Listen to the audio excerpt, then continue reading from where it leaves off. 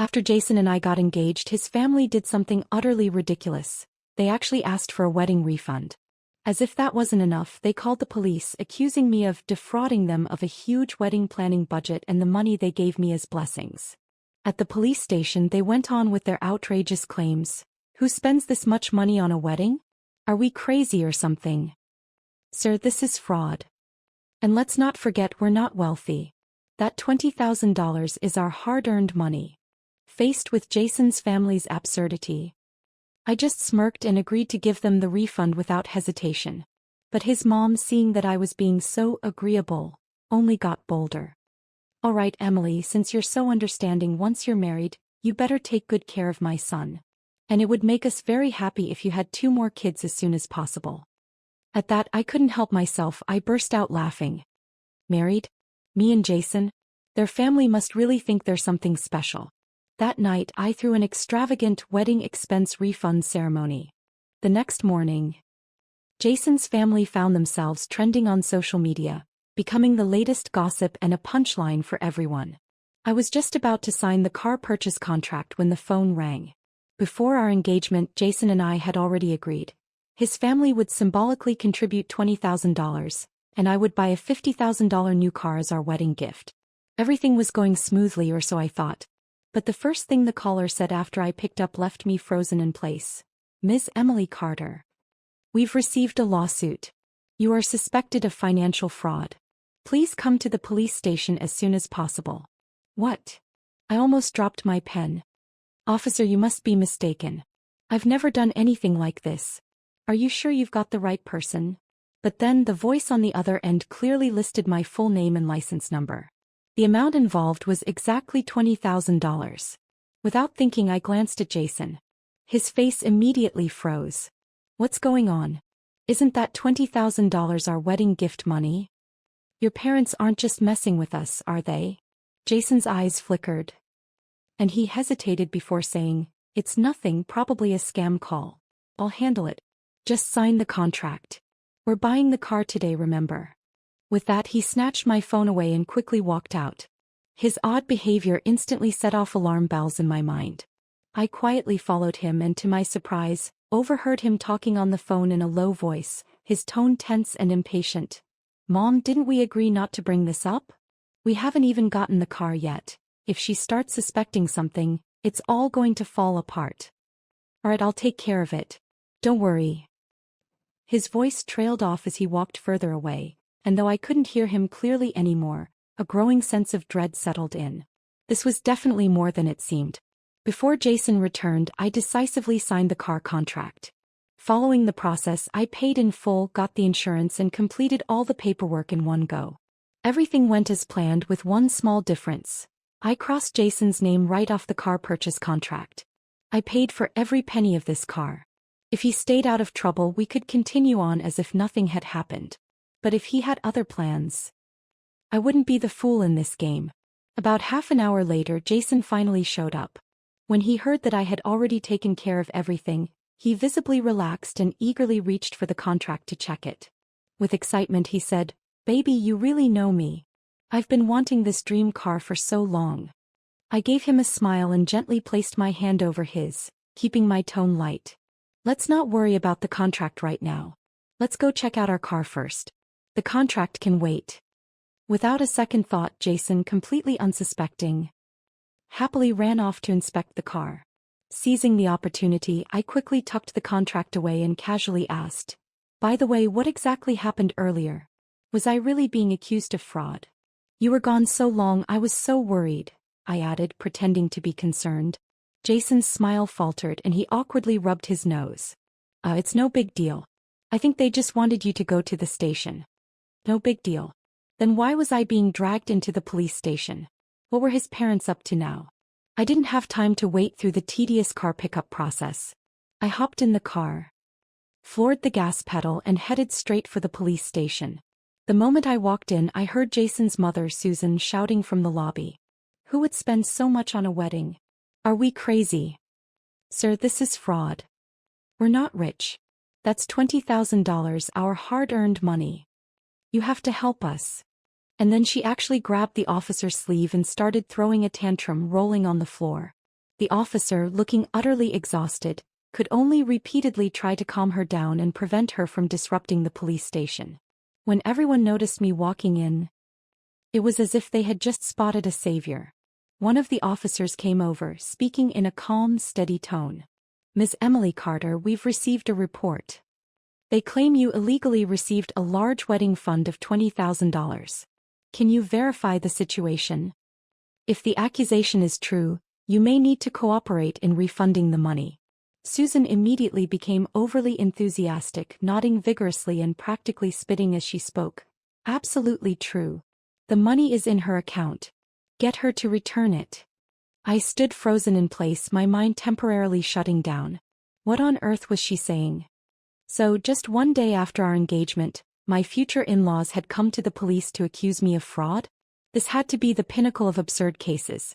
I turned to Jason, forcing a smile as I suppressed the fury rising inside me.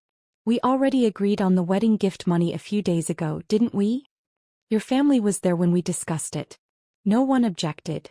So what's going on now? Did something change, or is there a misunderstanding?" Jason's gaze flickered, his demeanor nonchalant as ever. He even patted me on the shoulder and casually said, "Emily, darling, don't misunderstand. My parents just think $20,000 is too much for them, especially since their finances aren't great right now. We don't need to make the wedding that extravagant. That would just be a waste of money. Don't worry about it, okay? The important thing is that after we get married, I'll treat you well. That's all that matters." And then he kept going more and more confidently, with not a hint of guilt in his voice. I stared at Jason's familiar yet strange face, feeling a sudden sense of disorientation. Just last week, in front of my parents, he swore to God that he would always put me first, that he would never let me suffer, no matter the circumstances. We'd been together for 3 years. He wasn't the most outstanding man, but he was the most thoughtful. He would carry me for 2 miles to the ER when I twisted my ankle. He'd wake up every morning at 6 to make me breakfast, and whether it was raining or snowing, he was always there to pick me up and drop me off at work. He'd get up at 3 in the morning just because I suddenly craved a cup of hot chocolate. I always believed that if a man treated you well, then that was true love. But today I finally realized I was wrong. Marriage isn't just about being treated well. Because a man's kindness is the cheapest thing and it can change in an instant. When I really thought about it, we had always split our daily expenses evenly. He had never given me any expensive gifts, but I, on the other hand, had bought him and his family plenty of designer shoes and watches, all out of affection. I kept telling myself that our backgrounds were too different. He came from an ordinary working-class family, so I shouldn't have too many expectations of him. That's why I never asked for any money from his family. But his parents, maybe they were too satisfied with my family's status and wealth. When we first met, they generously offered to help with our wedding costs. Maybe they thought this would stabilize me and push Jason and me to marry sooner. But I never imagined that those $20,000 would mean so much to them. Seeing Jason's aggressive parents and him standing by, coldly watching, I couldn't hold back anymore. I let out a bitter laugh. "So, you're backing your parents up with this police report. And you even waited until I bought the car to bring me here. What, were you worried I'd back out?" Jason's face instantly changed and he snapped, clearly hit where it hurt. "Stop talking nonsense. What does the car have to do with this? Emily, are you really this superficial? Your family isn't missing a few $1,000. Without that $20,000, you're not getting married." There was his true face.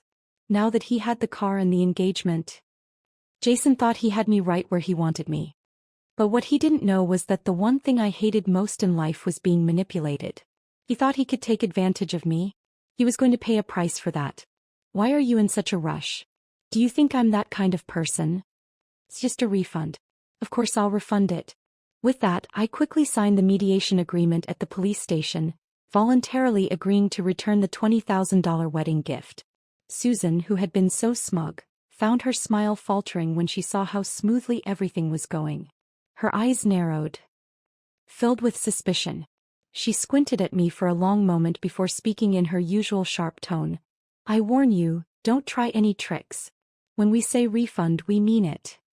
And that car? You gave it to my son voluntarily. Our family won't pay a penny for it. Don't even think about backing out. Once something's given, it can't be taken back. As I paused while signing, I looked up and met her eyes with a knowing gaze. So the money can be taken back, but the car can't. Susan's smug expression immediately froze, her mouth opening and closing as if she couldn't find the words. She knew she was in the wrong and for once fell silent, closing that incessantly chattering mouth. Once the agreement was signed, Jason grinned and stepped forward, eager to take my hand.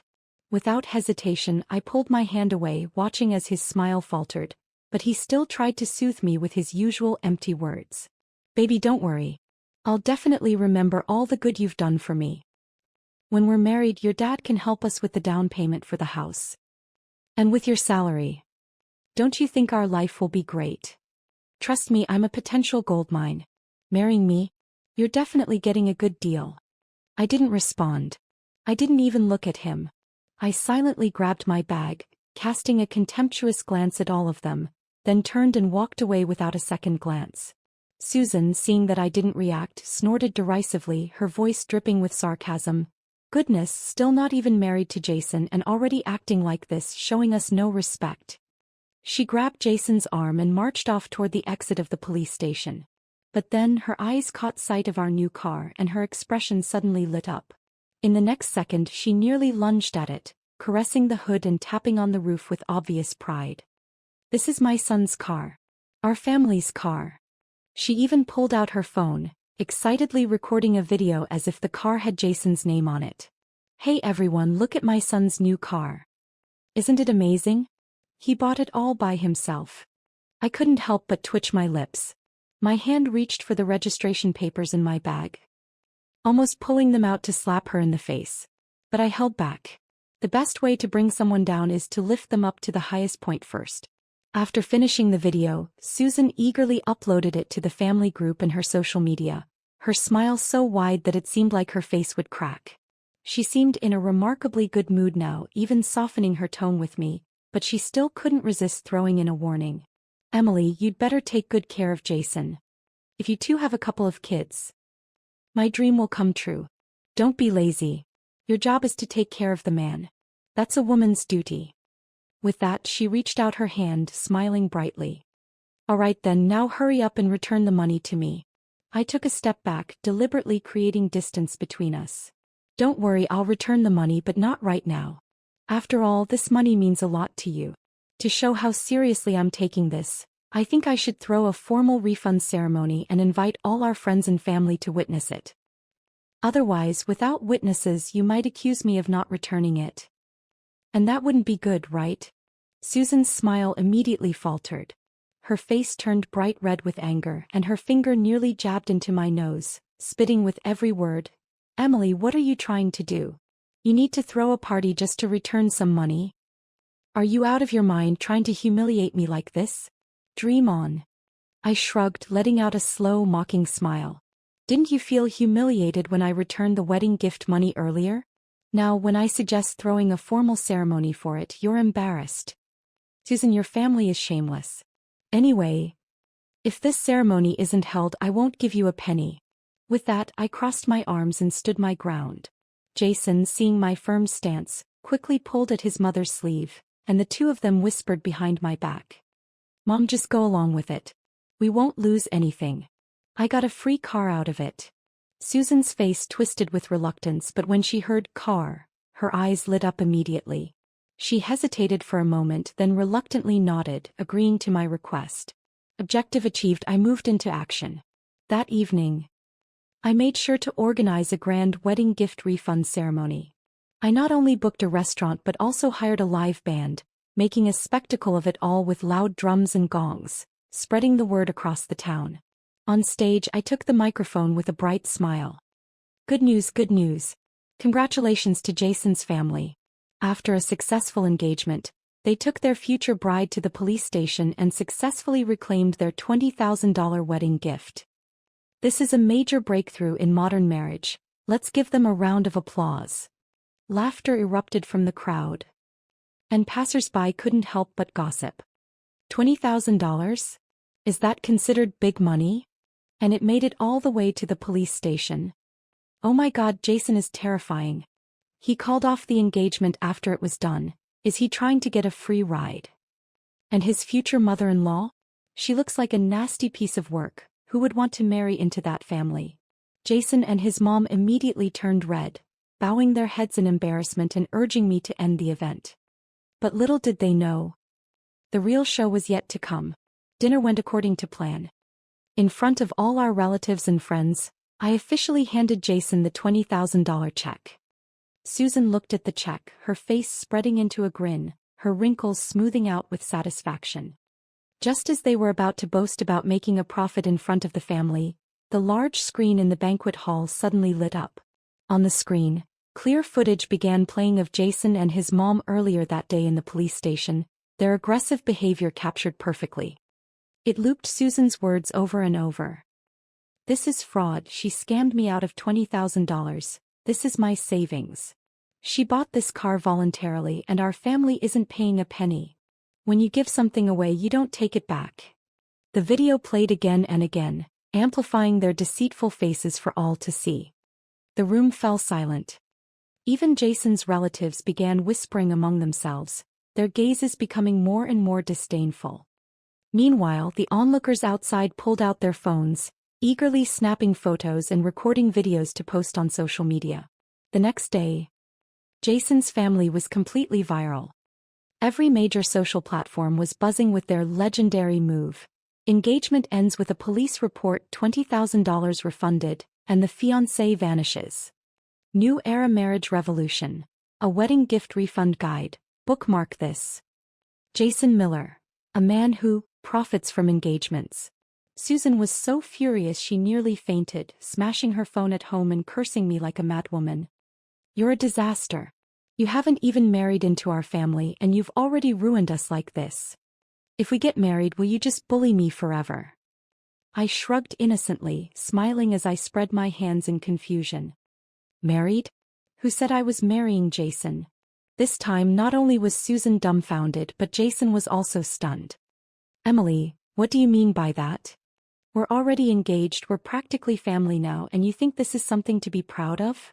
It's just a refund, why are you making such a big deal out of it? You need to apologize to my mom today." How laughable, he still thought I was throwing a tantrum. I rolled my eyes, laughing at the absurdity, and replied, "What do you think I mean? You heard exactly what I said. Jason, are you out of your mind? You didn't think it was a hassle to return the money, but now that I'm breaking off the engagement, you find that troublesome? Listen carefully, I'll say this only once. I'm calling off the engagement." With that, I pulled out my car keys, turned sharply and walked away, ready to drive off and leave this whole farce behind. Jason stood there in shock, unable to believe it. He stammered, desperately pointing at me. "Why, you stop. You can't leave. We've already sent out the invitations, we're engaged. Do you have any idea how embarrassing this will be? This is ridiculous. If you dare break off the engagement, I'll report you to the police." Report me to the police. Oh my God, this family's stupidity never ceases to amaze me. At first I just wanted to humiliate them on social media, but their thick skin is like bulletproof glass. Not only do they feel no shame, they're now turning things around and accusing me. I let out a cold laugh and turned to look at Jason, my eyes full of sarcasm. "So, it's not embarrassing when I return the money, but it's embarrassing when I call off the engagement." "Fine, no need for you to make a move. I'll call the cops myself." With that, I pulled out my phone and dialed 911. I have to admit, the police were efficient. Within 10 minutes they arrived on the scene. However, when they saw Jason and his mother, their faces immediately fell into an expression of exhaustion and helplessness. "Mr. Miller, what's this all about this time? Didn't you just finish handling your wedding dispute? And now you're calling us again." The moment Susan saw the police, she rushed over, clinging to the officer's legs, her face full of exaggerated grievance, like she was performing in a soap opera. "Officer, we're just trying to get our money back and she's calling off the engagement? Isn't this fraud? Isn't that against the law?" The officer listened, his face full of confusion. He glanced at me, then at Jason and his mother, his tone full of disbelief and exasperation. "So, you mean to say, Miss Carter, even though you don't want to marry your son, they're trying to force you?" Susan nodded vigorously, acting as though she had every right to do so. The marriage was arranged long ago. You should just take her back with us. The officer stared at them in shock, clearly thinking, what kind of logic is this? With a deep sigh, he seemed to feel as though his career had never prepared him for anything this ridiculous. Sorry, Mr. Miller, Miss Carter has already refunded the money. As for whether or not you two marry, that's her personal choice, and we don't have the authority to interfere. But if you continue to harass her, that will be considered illegal. Jason and his mother were finally silenced. Their faces were full of bitterness as they glared at me, but no matter how much they hated me, they couldn't do anything. Once the police left, Jason's mask finally slipped. Furious, he ran up to my car and clung to the hood, practically throwing himself onto it like a wild animal protecting its food. Want to break off the engagement? Fine. There are plenty of women chasing after me. But this car? Don't even think about driving it away. This was a gift from you during our engagement. It's in my name. So it's mine. He grinned maliciously, showing his teeth in what he thought was a threatening gesture, as though it might actually scare me. Susan wasn't about to back down either. She stormed up, pushing me out of the way, and shouted with exaggerated righteous anger, "My son's right. Since you're no longer part of our family. This car belongs to my son. Don't even think about taking it." I stared at them in disbelief. Were they really this shameless? Taking a deep breath to steady myself, I carefully controlled the urge to call the police again. Then calmly, I opened the car door and pulled out the car purchase contract I had prepared earlier. Since you want to argue, then let's look at the contract. I slapped the contract down onto the hood of the car, flipping it to the page with the owner's name, and pushed it right in front of them. Take a good look. Whose name is on this car? Jason frowned, and when he glanced down at the contract, his face drained of color. The name clearly written there was Emily Carter. Only my name. The money for the car? Paid in full from my bank account. The car. 100% mine. Both Jason and his mother's faces turned a sickly shade of green. Especially Jason, who looked as if he had just been drenched in cold water. He pointed at me, stuttering in disbelief. Emily, you lied to me. You tricked me. When we bought the car, didn't we agree it would be in my name? You be asterisk asterisk asterisk asterisk. I couldn't help but sneer, not holding back one bit. When we talked about the wedding expenses, didn't you all say you'd pay me back? So you can break your promises, but I can't. But even with the truth right in front of them, this mother and son duo was still shameless. Suddenly, Jason threw himself onto the ground with a dramatic thud, and then quickly rolled backwards, positioning himself right in front of the car's wheels. I don't care, he shouted. You must split this car with me or you're not driving it anywhere. Susan immediately followed suit, throwing herself onto the ground beside him, wailing and throwing a tantrum. That's right. If you don't give my son half of this car, you're not driving it away today. We'll stay here and no one is leaving. I stood there completely speechless, watching this ridiculous scene unfold. Originally, I just wanted to embarrass them a little and have them back off. But since they were so shameless, why not make sure they were thoroughly humiliated? I took a deep breath and smirked, already knowing how this would end for them. I calmly pulled out my phone, opened the group chat I had with local reporters, and sent my location along with the message, "Gossip news, come quickly." Since the wedding planning refund drama had already gone viral in town, several media outlets had approached me for interviews about my experience. But I always thought it wasn't worth making a big deal out of, so I had turned them all down. However, since Jason and his mother were determined to make a spectacle of themselves, I wasn't going to stop them. I figured it was time for them to get some real fame, and I wasn't talking about local fame either. This time they were going to be known nationwide. I have to give credit to the local gossip reporters for their professionalism. Less than 10 minutes after I sent the message, a group of reporters arrived, fully equipped with cameras, microphones, and phones. They stormed up to Jason and his mother, not holding back as they bombarded them with questions. "Excuse me, are you Mr. Jason Miller and Mrs. Susan Miller? We heard that after your son's engagement, Mrs. Miller called the police and demanded a refund of $20,000 in wedding gifts. And now you're fighting over the ownership of a car? Isn't that a bit shameless? We're also curious, is this a marriage dispute or just a fraud scheme? $20,000. Do you really think that's such a huge sum?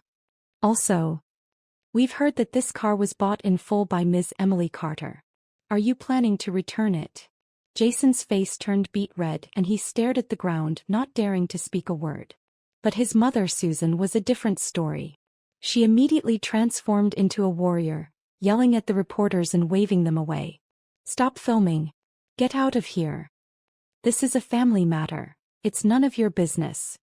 And anyway, any woman who expects the man to pay for the wedding is a thief. I say no one should even buy them an engagement ring. Whoever keeps filming will be sued for invasion of privacy. She was so agitated that she shoved a reporter, nearly causing him to stumble and fall. But the reporters weren't so easily intimidated.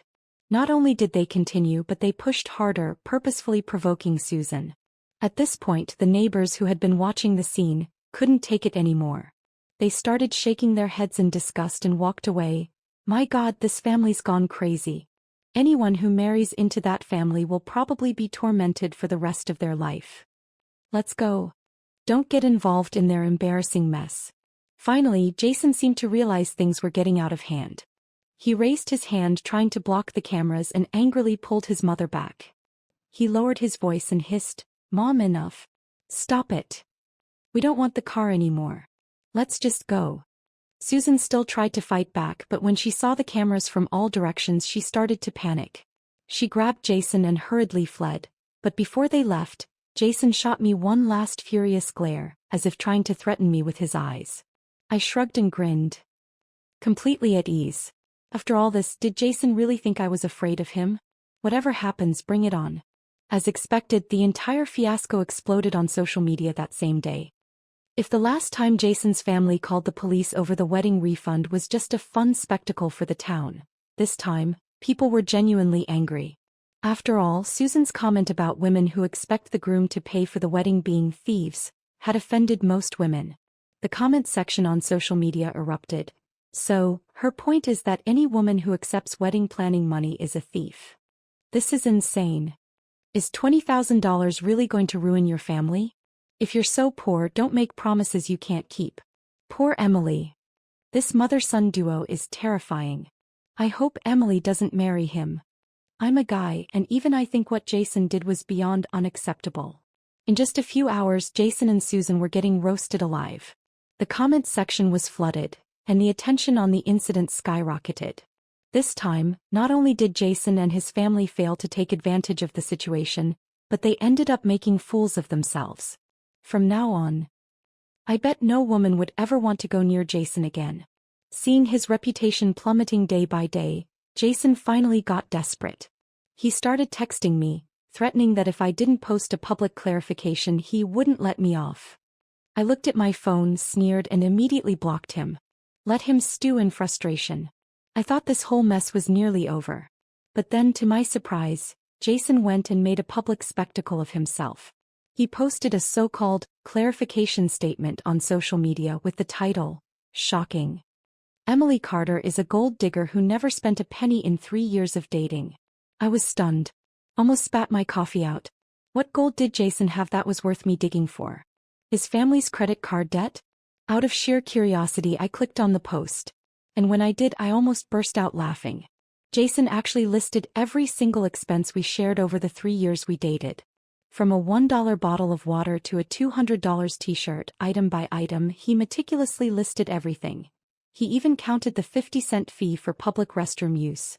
Every single shared expense was accounted for. Even meals, subway rides, and daily necessities.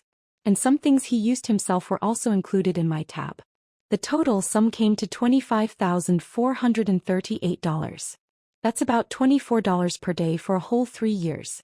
If that makes me a gold digger, then I have no words left. But Jason didn't find it ridiculous. No, he went full-on victim mode, posting on social media to beg for sympathy. "Hi, everyone. I'm Jason Miller, and today I'm going to speak the truth. You all say I'm cheap and calculating, but you've all been tricked. For 3 years of dating, Emily never paid a cent. I've been supporting her. How many men can say that? willing to spend over $10,000 on a woman before marriage. I truly loved her, but she's using money as an excuse to slander me and drag my family into this media storm. The bills are right here and I have nothing to hide. Jason thought his heartfelt confession would make people sympathize with him and turn the tide. He probably expected everyone to start calling me a gold digger and flock to support him. The comment section took an unexpected turn and spiraled out of his control. This is the gold digger Jason's talking about? A woman who spends $24 a day. Wow, Emily's living large. $1 water bottles and $2 subway rides? Must be living like royalty. Hold on, did anyone else notice? The most expensive item on that list is Jason's own clothes. Some guys are truly outrageous, buying a t-shirt and charging it to their girlfriend. Jason didn't respond to the majority of the comments, but one particular one caught his attention and he responded seriously. Commenter, how can you charge Emily for the t-shirt you bought? That's ridiculous. Jason replied. She said it looked good so I bought it to wear it for her. Of course, it counts as her spending. At that, the entire comment section went silent for a moment, then erupted in laughter. Oh my God, what kind of idiot is this?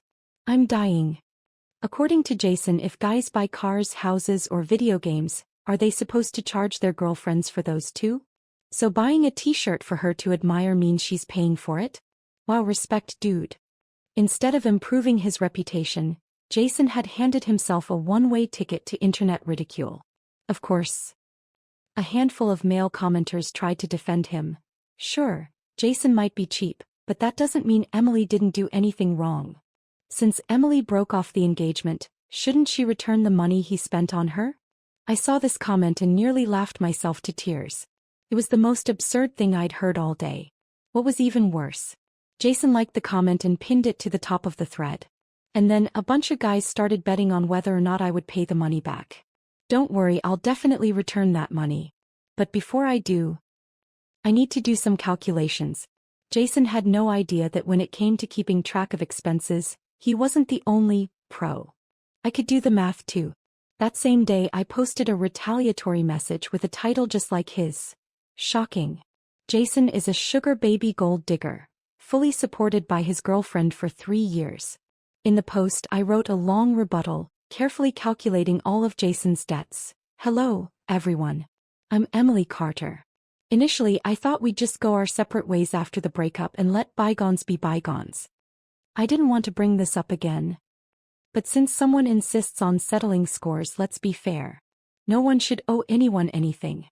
Here's a record of all the expenses I covered during our 3 years of dating. Note: these are all my expenses excluding shared costs. I'll definitely settle up with Mr. Miller, but since he wants to get into accounting, let's make sure he pays up too. Then I posted every single one of the bills over the past 3 years, converting them into a fair equivalent. I bought Jason an $8,000 watch for his birthday.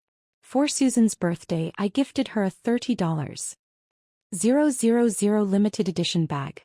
At Jason's cousin's wedding, I gave a $3,000 gift. Countless luxury clothes, shoes, hats, each item over $500. Not to mention the souvenirs for Jason's shameless relatives and friends. After tallying everything up, I spent nearly $150,000 over those 3 years. And I had receipts for every single expense. In comparison, Jason's petty little bills, $1 water, $2.75 subway fare, were absolutely laughable, not even worth mentioning. As soon as my post went live, the comments section exploded. Everyone was saying, I'm dying. The woman is way more generous than the guy. After all the math, Jason's not only in the red, but owes more than $100,000. Oh my God, talk about reverse gold digging.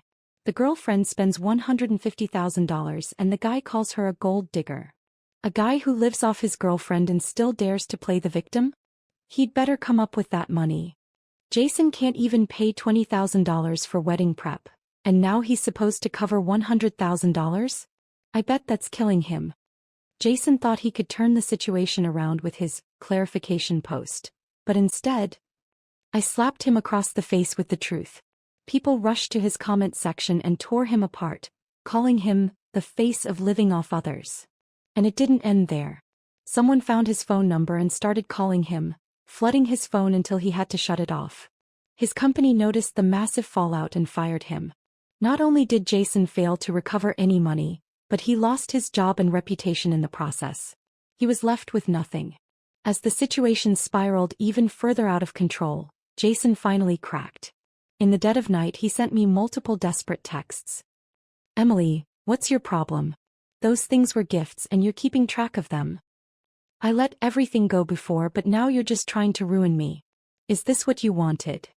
Now I've lost my job, are you happy? I didn't post that statement to make you pay me back. I'm not that petty. Let's just drop this and move on. It's over." His little drama was almost touching. I looked at the messages, couldn't be bothered to reply, so I just screenshot them and posted them on social media with my own caption. "Jason, you're thinking too highly of yourself. Who's keeping track of anything? Since you're so keen on settling scores, then let's make sure you pay me back too. No skipping out on your debt. Pay up or I'll see you in court." This update blew up online. Still trying to dodge paying up? Come on, soft boy, time to pay. Call the cops. Let him cry a little more. Nice one, girl. Jason was completely broken by this. This time he'd really dug his own grave. He was facing overwhelming internet backlash, along with impending legal action. No matter how shameless he was, there was no way out. In the end, his family scrambled together and finally transferred the $20,000 wedding prep fee, plus an additional $5,000 in compensation, straight to my account. When I saw Susan's face, full of anger and frustration, I couldn't have felt more triumphant. I thought this mess was finally over. As long as Jason and his family kept quiet, the online crowd would lose interest and move on to the next drama. But I never imagined Jason would show up at my office. And what's worse, he actually had the nerve to make a scene in front of all my colleagues, shouting loudly, "Emily, look, didn't we agree on this? The wedding prep cost $20,000 and I've paid you back. I promise I won't ask for it back again. So, does that mean you'll marry me now?" I was completely stunned by his shamelessness. Forcing a smile, I stomped down hard on his foot with my high heel and said, "This money is what you owe me. It has nothing to do with wedding expenses. A man like you, cheap and calculating, why on earth would I want to be with you? Oh, by the way, it's not just me, no other woman would want you either." Then, as a finishing touch, I wiped the bottom of my shoe like I'd stepped in something disgusting. Jason's parents saw this and instantly went into full drama mode. They started throwing themselves around my office, acting like they were auditioning for an award-winning performance, crying and wailing, "My poor son. He was deceived by this vicious woman. Now he's lost both his love and his money. Jason lost his job, his wedding is ruined, he might even commit suicide. If Jason can't live anymore, then we'll just die right here." With that, they charged straight toward my desk. The office erupted into chaos. My colleagues were scrambling to pull out their phones, preparing to call the police. But I shot them a look, signaling for them to stop. If we called the police now, they'd just be temporarily removed, and in a few days they'd be back at it again. To get rid of these leeches for good, I needed a more permanent solution. So I faked fear, trying to sound pitiful and pleading, "Please calm down. Let's talk about this. As long as you stop making a scene in my office, I'll try to meet whatever demands you have." As soon as Jason's parents heard this, their eyes lit up. They exchanged a look as if they had me cornered. Susan immediately turned smug, her voice dripping with superiority. "Oh, now you're scared, huh? Why didn't you act like this earlier? We're not unreasonable people, you know." Then she switched gears, her expression darkening and her tone taking on a more threatening edge. "But there has to be some compensation, right? Look at what you did to Jason. You ruined his job, and that's a huge loss. What are we supposed to do about that?" I acted like I was deep in thought, flipping through my wallet with a distressed look, biting my lip as if I were in some kind of financial crisis. "But I really don't have much left." I paused dramatically, giving them a pitiful look, the image of a helpless rabbit backed into a corner. I only have $15,000 left in my savings. I honestly can't give you more than that. Have mercy on me." At the mention of the $15,000, Jason's parents' eyes practically gleamed with greed. They didn't even notice my act. They were too busy eyeing me with hungry, calculating stares. Looks like they took the bait. At first, Jason's family hadn't planned on asking for an outrageous amount, but as soon as they heard I only had $15,000 left, their eyes lit up like wolves spotting their prey. $15,000? Well, fine. We'll take $15,000 as compensation for my son's emotional distress. If you don't give it to us, we won't leave you alone. We won't just cause trouble at your office. We'll go to your house, to your parents' house. After all, we have nothing left to lose. There's nothing you can do to scare us. Susan sneered as she spoke, her expression full of malice and threat. I immediately gave in. Pretending to be intimidated, I quickly pulled out a check, speaking in a soft and anxious tone. Okay, fine. I'll give you what you want, but please don't go to my parents. I put on a pained expression, but in my mind I was already calculating. $15,000? That's just enough for them to spend 3 to 5 years in prison. To make sure I had proof, I even suggested we sign a compensation agreement. It clearly stated that once the money was paid, they would guarantee they'd never harass me again. The moment Jason's parents heard that, they eagerly nodded and immediately signed the agreement, pressing their fingerprints onto it. Jason hesitated for a moment, suspicious after being tricked by me so many times before. Mom, something doesn't feel right. Emily's not that easy to deal with. Be careful, it might be a scam. But Susan, her eyes fixed on the money, wasn't listening. She was thrilled and said, the money's almost in our hands and you're still doubting? She didn't give Jason a chance to second-guess and quickly signed the agreement. I, too, acted quickly, handing over the $15,000 check to Jason. They left, celebrating, thinking they'd won. But as soon as they were gone, I immediately dialed 911 and reported them. It was like a dramatic twist in a story. Just recently, Jason's family had accused me of scamming him for money, and now they themselves had become the defendants in a blackmail case. Even the police were stunned. When Jason was called into the station, his face dropped completely. He looked utterly defeated, clearly realizing he had walked straight into my trap. But Jason's parents were still clueless, not understanding the gravity of the situation. They were still yelling. How can this be blackmail? She gave us the money voluntarily. Susan angrily pointed at the contract, shouting, Look, it says clearly here that she gave us the money willingly. The officer glanced at the contract, a slight smirk appearing at the corner of his mouth. Oh, willingly. He looked at them with raised eyebrows. Well, let's see. The contract clearly states, after receiving this money, the Miller family must cease all harassment of Emily Carter. That's pretty much a textbook case of blackmail and threats. Jason's family went silent. They finally realized something was wrong, but it was too late. The police immediately ordered Jason to return the $15,000 and closed the case with charges of blackmail. In the end, the court ruled. Jason, as the main conspirator, was sentenced to 5 years in prison for blackmail. Susan and Robert, as accomplices, were each sentenced to 3 years. After finally getting rid of that family, I talked with my parents about moving to a new city. Who knew if they'd come back to make more trouble once they got out? Later, I turned this battle of wits with a crazy man and his family into a novel, and to my surprise, it became somewhat popular on various platforms. I hope my experience can serve as a warning to all girls. Choose your partners carefully. Every girl is the most wonderful being in the world, deserving of all the love and all the wealth.